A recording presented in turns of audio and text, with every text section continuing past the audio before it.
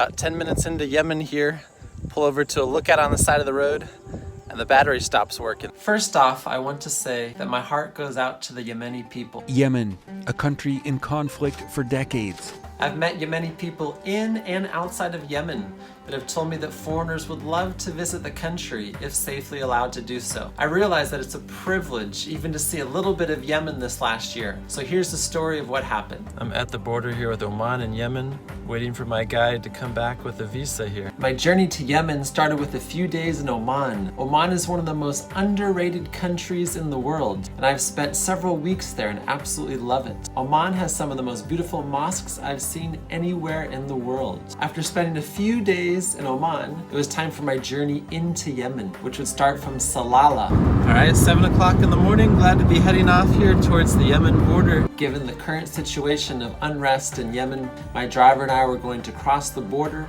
and visit the fishing village of Hof. There's only so far you're allowed to go when you cross over the border into Yemen. My guide said as you go any farther, the checkpoints start coming fast and furious. My excitement was growing as we got closer and closer to the border of one of the harder to visit countries in the world. Just about 20 yards to my left here, I can watch him talking to the guy at the counter. It's taken a while. Of course, there's a couple military guards nearby, so gotta be somewhat discreet here with my filming. At the border with Yemen, we just officially crossed in. Got my nice visa passport stamp here. Along the way, the battery was showing signs of not wanting to start. Shortly after crossing the border into Yemen, we pulled off to the side of the road to take a look one more time underneath the hood. This time the battery simply wouldn't start when we tried to turn on the ignition. So there we were, during Ramadan, a time when almost nobody is out, in the middle of nowhere, looking down on a tiny fishing village in Yemen with a car that wouldn't start. Finally, a truck or two came by and we flagged them down. But no one had any cables and therefore couldn't help us out. My driver was on the phone trying to contact friends who lived in the village of Hof.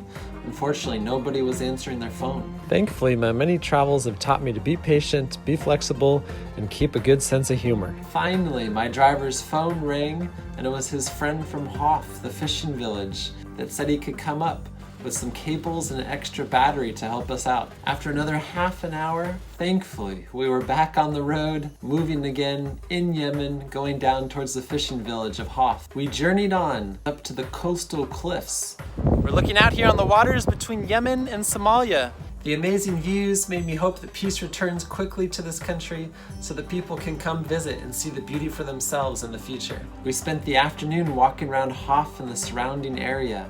I love all these weather-beaten mosques out here on the coastline in Yemen. It was then time to head back towards the border with Yemen and Oman to be able to get through immigration and not have any problems. I couldn't help but be grateful, one, that I wasn't stuck without a car that didn't work in the middle of nowhere in Yemen, but that even more so I had seen at least a little bit of a beautiful country which not many people get to see. If you like my travel videos, go ahead and hit the like and subscribe buttons, and thanks for your support in my journey to visit every country in the world.